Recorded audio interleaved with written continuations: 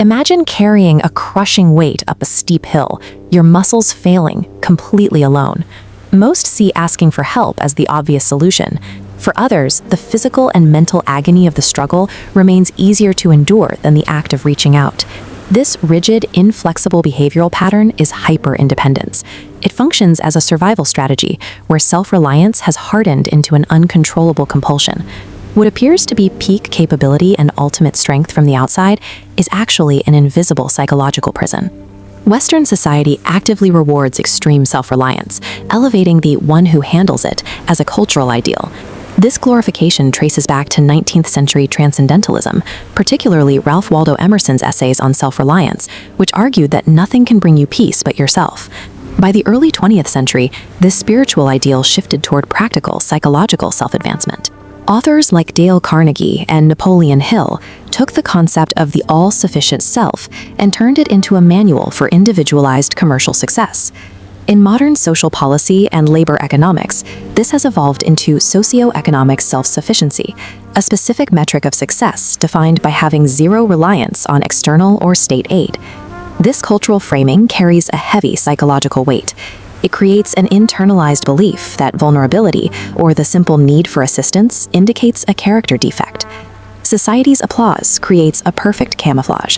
It allows traumatized individuals to hide a deep fear of connection behind a socially celebrated mask of competence. Compulsive self-reliance is a recognized survival strategy born from trauma, a defensive reorganization of how a person relates to others.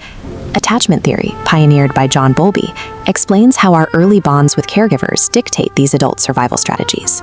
This pattern often develops in children whose primary caregivers were emotionally unavailable, dismissive, or actively rejecting of the child's needs for comfort.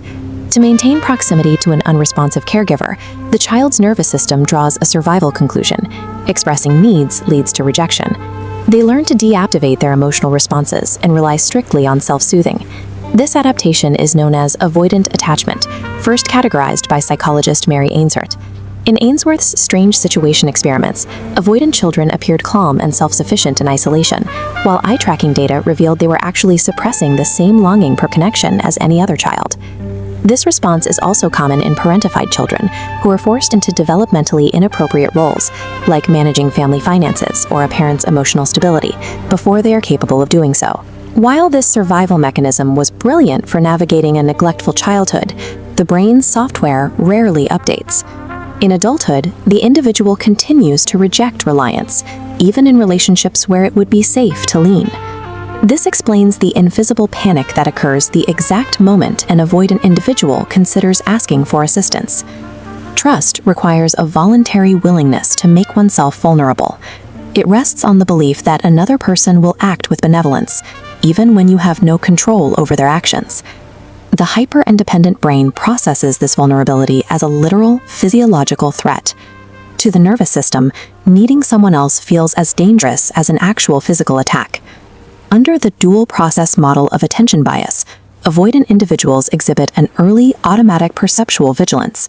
They are hyper-aware of any sign of potential rejection. At the next stage of processing, the brain immediately disengages and diverts attention away from attachment cues or offers of comfort. For the hyper-independent person, the temporary relief of avoiding potential rejection subconsciously outweighs the long-term benefit of receiving help. Sustaining this protective armor into adulthood carries severe relational and physical consequences. Carrying every burden alone leads to decision fatigue and chronic stress. Clinical data links this pattern to higher rates of depression and anxiety. This often reaches the point of toxic independence, where the refusal to accept help becomes self-destructive, preventing the individual from seeking essential medical care or therapeutic support. In relationships, they often attract dependent partners, but experience profound loneliness. Because true intimacy requires mutual vulnerability, they remain emotionally distanced even in close proximity. This leads to emotional exile, a state where the individual has successfully guarded themselves against everyone, but is now trapped alone inside their own walls. Clinicians like Dr. Thema Bryant suggest that healing requires slowly dismantling these defenses without overwhelming the nervous system.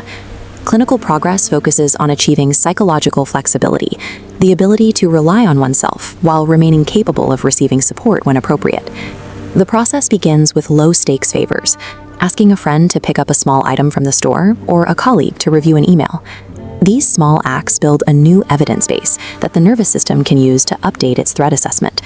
As the evidence of safety accumulates, the terror decreases, allowing protective walls to drop in favor of genuine connection. Resilience reveals itself in the courage to put the burden down, trusting that human survival has always been a collaborative act.